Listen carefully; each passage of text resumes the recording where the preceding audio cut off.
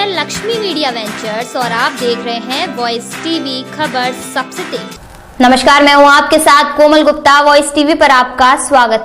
इस वक्त की बड़ी खबर, फिरोजाबाद पहुंचे सपा के प्रदेश अध्यक्ष नरेश उत्तम। जी हां, भाजपा पर किया प्रहार। बता दें, सपा के उत्तर प्रदेश अध्यक्ष नरेश उत्तम मीडिया से हुए रूबरू और मीडिया से रूबरू होते हुए भाजपा पर जमकर बोला हमला। क्या कहा, सुनिए। भारतीय जनता पार्टी ने बहुत धोखा किया है। 2014 के चुनाव के पहले भारतीय जनता पार्टी के घोषणा पत्र में था कि हम किसानों की आय दुगुना करेंगे। नरेंद्र मोदी भारत के प्रधानमंत्री जब से बने और प्रधानमंत्री बनने के बाद उस वादे से मुकर गए। किसान को उसकी फसल का लागत मूल्य भी नहीं मिल रहा। लाभकारी मूल्य तो छोड़िए, आय दुगने की होने की बात छोड़िए, किसान को उसका फसल का लागत मूल्य नहीं मिल रहा। मैं पूरे प्रदेश के दौरे पर हूं। अभी धान के किसानों का हाल मैंने देखा। धान बड़ी तादाद पर उत्तर प्रदेश में पैदा होता है और धान का समर्थन मूल्य है 1865 रुपया, न्यूनतम समर्थन मूल्य, मिनिमम सपोर्ट प्राइस। लेकिन बाजार में बिक रहा है 1000 रुपया, 900 रुपया कुंटल। आय दुगनी हो रही है कि उनकी लागत नहीं मिल रही है।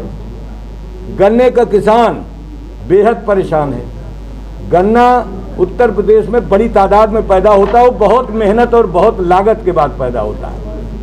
लेकिन गन्ना किसानों के जो फसल है उसका मूल्य नहीं मिल रहा और उन्होंने सप्लाई किया गन्ना तो उनको उसका जो है दाम नहीं मिल रहा। 14,000 करोड़ रुपए गन्ना किसानों का अब तक उत्तर प्रदेश में बकाया है। भारतीय जनता पार्टी ने कहा था 14 दिन के अंदर हम गन्ना किसानों का भुगतान कर देंगे, लेकिन 14 दिन के अंदर उत्तर प्रदेश के मुख्यमंत्री ने गढ़ में गंगा के किनारे कहा था कि हम 14 दिन के अंदर गन्ना किसानों का भुगतान कर देंगे। 4 वर्ष हो गए। 4 वर्ष में गन्ना किसानों का भुगतान भारतीय जनता पार्टी की सरकार नहीं कर पाई। 14,000 करोड़ रुपए गन्ना किसानों का बकाया है। अभी मैं दिल्ली से आ रहा हूँ। दिल्ली के आसपास सारे किसान आंदोलित हैं। किसान अपने पैसे की मांग करने जा रहे हैं, अपनी फसल के पैसे की मांग करने जा रहे हैं, तो किसानों के ऊपर मुकदमे लगाए जा रहे हैं। किसानों के ऊपर आंसू गैस के गोले छोड़े जा रहे हैं। किसानों के ऊपर लाठियां बरसाई जा रहे हैं। किसानों को जगह जगह अपमानित किया जा रहा है। भारतीय जनता पार्टी में किसान परेशान है ही है और सबसे ज़्यादा परेशान शिक्षित नौजवान है। शिक्षित नौजवान के सामने बहुत अंधेरा है। भारतीय जनता पार्टी ने कहा था 2014 के पहले कि 2 करोड़ लोगों को प्रतिवर्ष रोजगार देंगे, लेकिन 2 करोड़ लोगों को रोजगार बीजेपी नहीं दे रही, बल्कि सरकारी नौकरियां कम कर रही है। एमएलसी के चुनाव में आप कितनी सीटें जीतने जा रहे हैं? मैं उत्तर प्रदेश की 11 विधान परिषद में, ये 11वीं विधान परिषद की सीट में आज हूँ।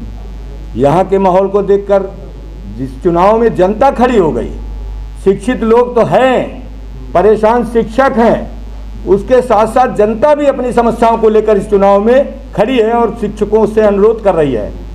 शिक्षक के जितने नेताओं से, उनसे भी अपेक्षा रखने वाले लोग, जो माननीय अखिलेश यादव जी की बढ़ती हुई लोकप्रियता से घबराए हुए हैं, वो लोग इस तरीके की हताशा की बात करते हैं। माननीय अखिलेश यादव जी इस देश के बहुत बड़े नेता हो गए हैं और देश उनकी तरफ निहार रहा है कि हमारा नेतृत्व माननीय अखिलेश यादव जी करें और हम सबको जो अपना विकास का सोच है, जो विकास का 5 वर्ष के अंदर उत्तर प्रदेश में माननीय अखिलेश यादव जी ने करके दिखाया है, समाज के हर वर्ग को ये बात दिखाई है, उससे पूरी तरीके से माननीय अखिलेश यादव जी की लोकप्रियता बढ़ी है, जिसकी वजह से कुछ लोग ईर्ष्या करके इस तरीके की टिप्पणियां करते हैं। 2022 में प्रस्ताव सभा क्या साथ लड़ेंगे? माननीय अखिलेश यादव जी ने, समाजवादी पार्टी ने साफ कर दिया है कि किसी बड़ी पार्टी से हमारा गठबंधन नहीं होगा, लेकिन जो हमारा सहयोग करेगा, जो हमारी समाजवादी पार्टी की नीतियों को मानेगा, जो समाजवादी पार्टी का नेतृत्व पसंद करेगा, उनका स्वागत है। बचाओ और भारत के संविधान की रक्षा करो। आप बीजेपी हटाने की बात कर रहे हैं, वहीं अभी उपचुनाव में आपके एक प्रत्याशी द्वारा कहा गया था कि अखिलेश जी आते तो शायद हम यहाँ से जीत सकते थे।